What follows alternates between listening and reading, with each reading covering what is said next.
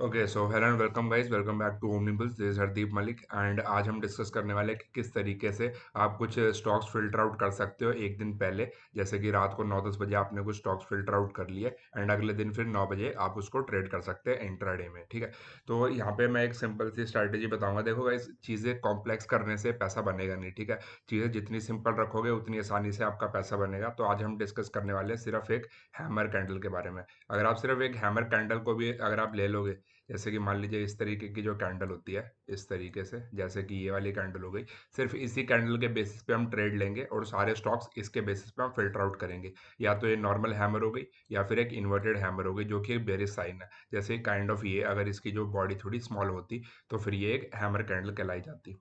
तो इसमें हम एक बार डिफाइन कर लेते हैं कि किस तरीके से हम स्टॉक्स फाइंड आउट करेंगे। मान लीजिए कोई स्टॉक एक डाउन ट्रेंड में चल रहा है एंड ये पीछे उसकी कोई पास्ट हिस्ट्री है जहाँ पे उसने यहाँ पे इस लेवल से ब्रेकआउट किया था। ठीक है, मान लीजिए इस लेवल से इसने यहाँ पे ब्रेकआउट किया था। तो यहाँ पे अगर मान लीजिए कुछ हैमर कैंडल बनती है, अगर सपोर्ट पे कोई हैमर कैंडल बनती है, तो that means it is a good sign कि वो एक कंटिन्यूस अप ट्रेंड में जा सकता है, वहां से एक रिवर्सल आ सकता है। एंड सबसे जो छोटा स्टॉप लॉस हमें मिलेगा वो हैमर कैंडल्स के अंदर ही मिलेगा। ठीक है, और या फिर मान लीजिए कुछ ट्रेंड चल रहा है एंड फिर नीचे आगे एक पुल बैक्स देने के लिए, जैसे कि मान लीजिए यहाँ पे ट्रेंड चल रहा था निफ्टी में, फिर यहाँ पे आके इसने एक हैमर कैंडल बना दी। तो फिर जैसे ही अगले दिन, अब मैं आपको बता देता हूँ, हमने बस हैमर कैंडल आइडेंटिफाई कर लिया एक दिन पहले।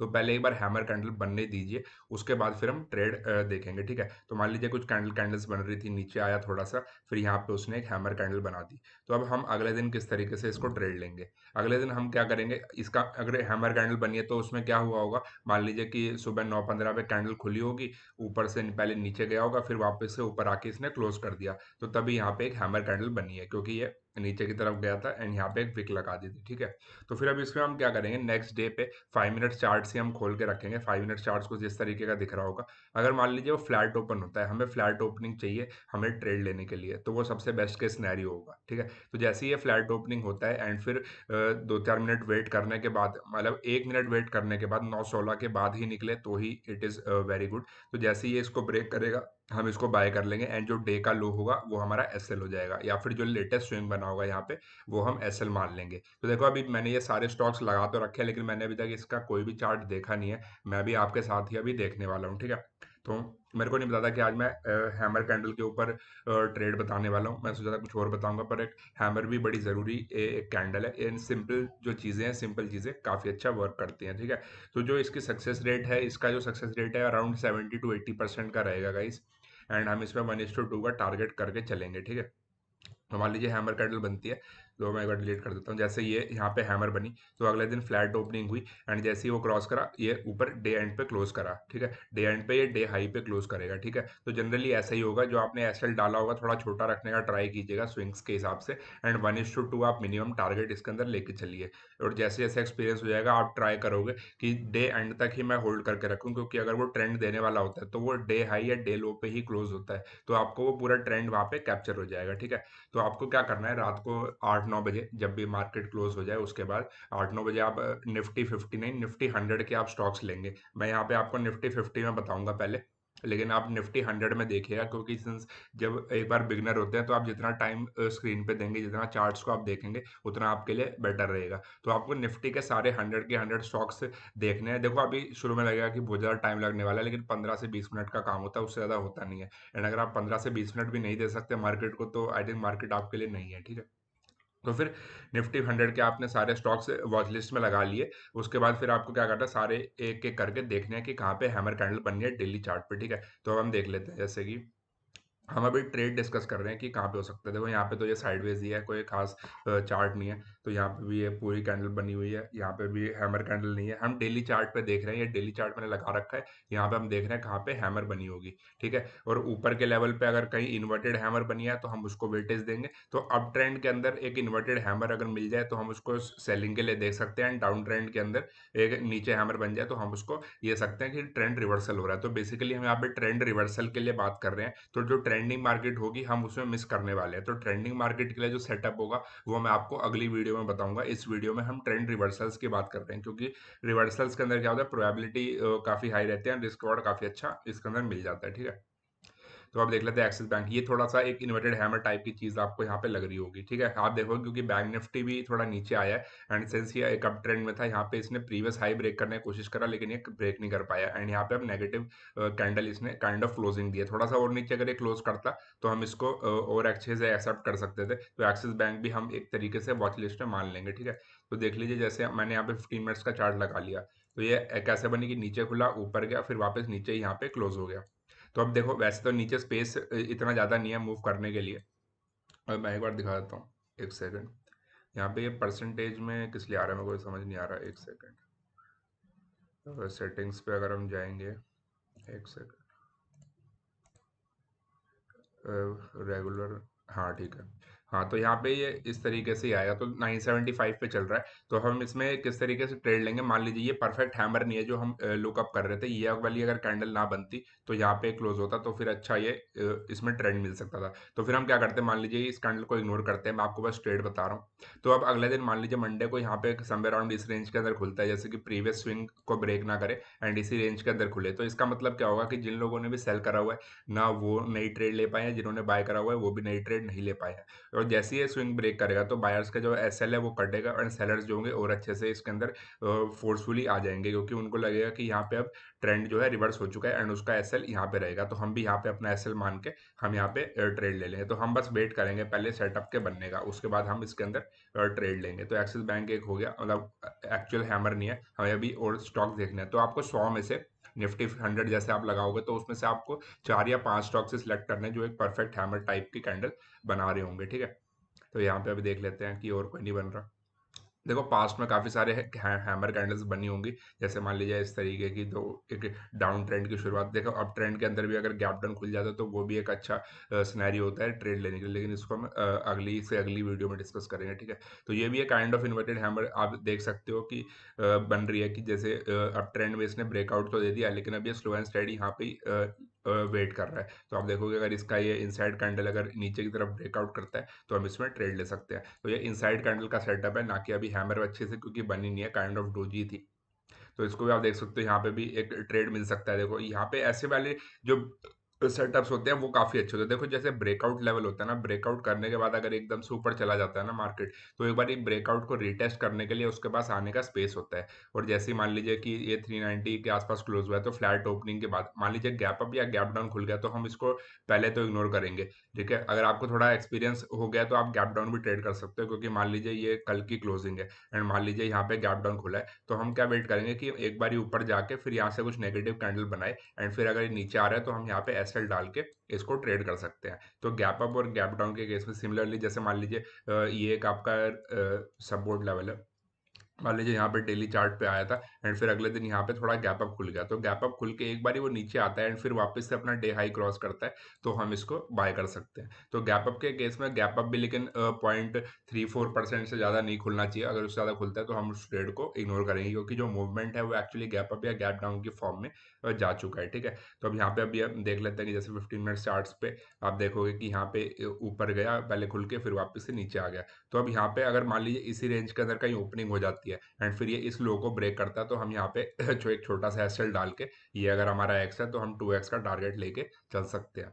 तो इस चीज़ की जो प्रोबेबिलिटी है प्ले आउट होने की वो 70% के अराउंड होती है एंड मैं मतलब काफ़ी टाइम से इसमें ट्रेड ले रहा हूँ, जब मैं स्टॉक्स किया करता था तो काफ़ी अच्छा ये सेटअप रहता है।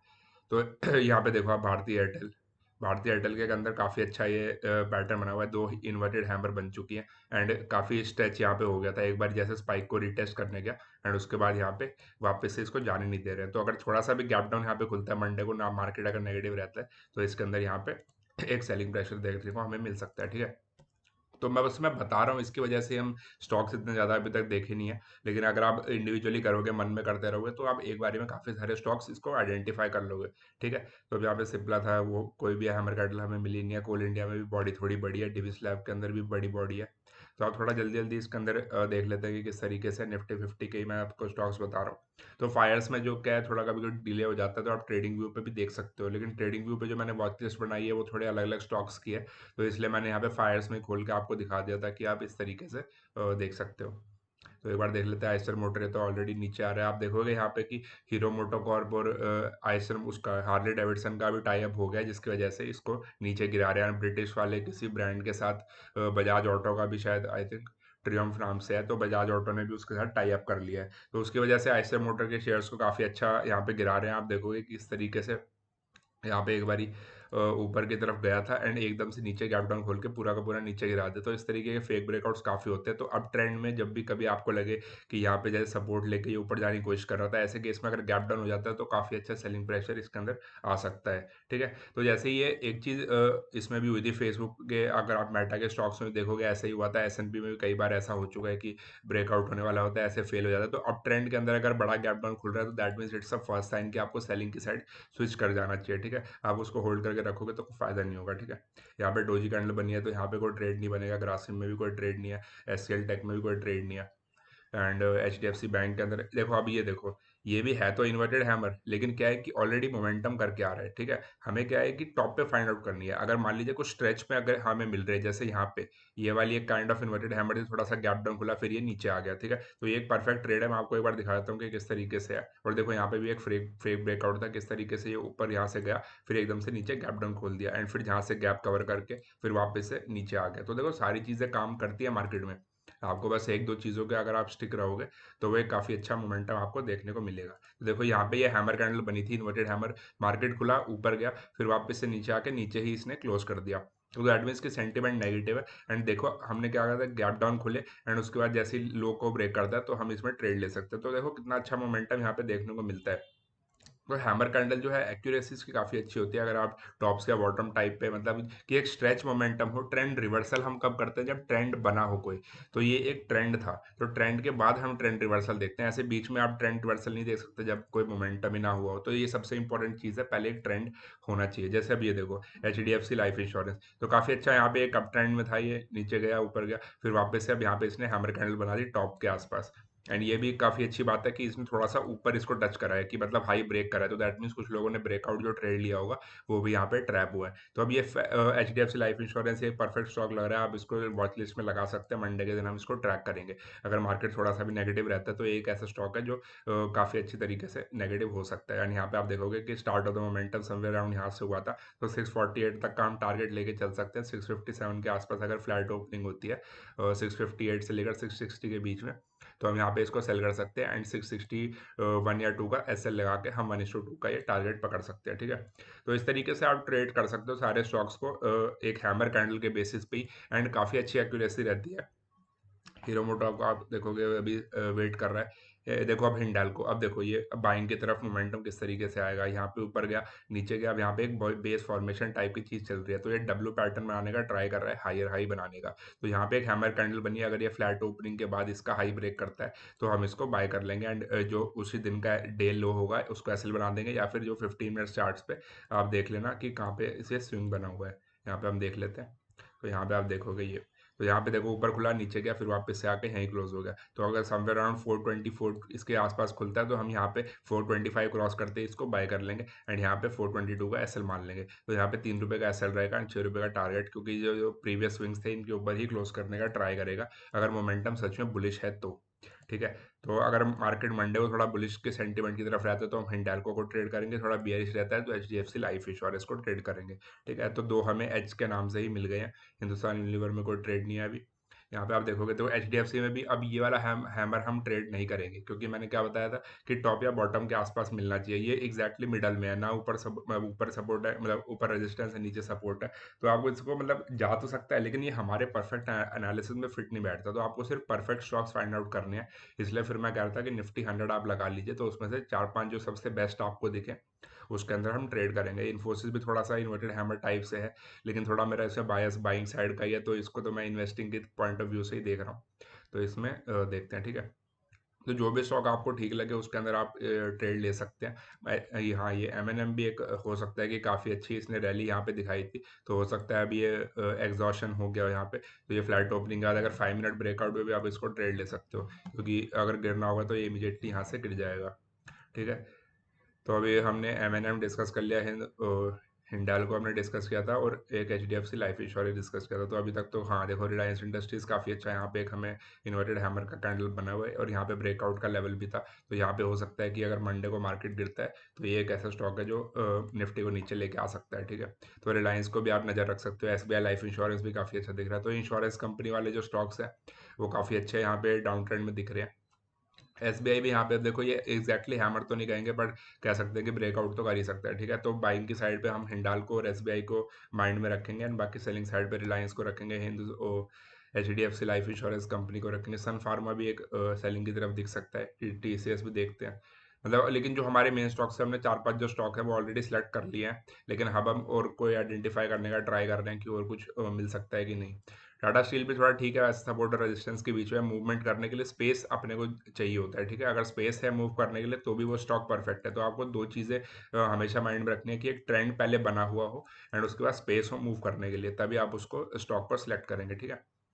तो आई थिंक मोटा-मोटा इतना ही था। आई थिंक तो टाइटन भी आप देखोगे कि यहाँ पे काफ़ी अच्छा मोमेंटम हो सकता है। देखो पहले यहाँ पे एक इन्वर्टेड हैमर बना फ्लैट खुल के, एटलीस्ट वो नीचे तो आया कि कुछ देने के लिए, एंड अगर डे एंड तक वो रिवर्स कर रहा है तो दैट मीन्स कि आज आपका दिन नहीं है, आप ट्रेलिंग स्टॉप लॉस लेके उसमें से निकल सकते हो, ठीक है।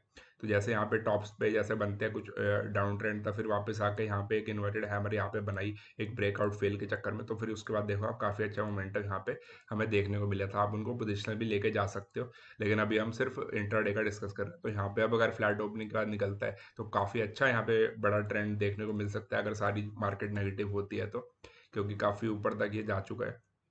यूपीएल में तो अभी कोई हैमर नहीं है, तो अभी हम सिर्फ हैमर का आइडेंटिफाई कर रहे हैं। वैसे तो यूपीएल में भी एक अच्छा ट्रेड बन सकता था, लेकिन हम अभी उसको डिस्कस नहीं करेंगे, ठीक है। तो हमने सारे स्टॉक्स यहाँ पे देख लिया। तो गाइज आप भी अपनी तरफ से स्टॉक्स आइडेंटिफाई कर सकते हो एंड मंडे के दिन आप देखना कि किस तरीके से ये सारे स्टॉक्स प्ले आउट करते हैं। बाकी मैं टेलीग्राम चैनल पे अपडेट कर दूंगा।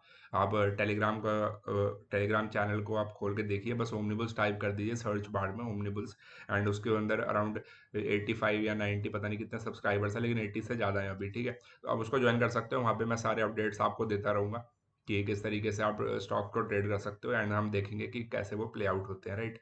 तो I think that's all for today guys, and video अच्छा लगा तो डेफिनेटली वीडियो को लाइक कीजिए, एंड इसका सेकंड पार्ट मैं फिर जल्द ही आपके लिए लेके आता रहूँगा, ठीक है। तो that's all for today guys.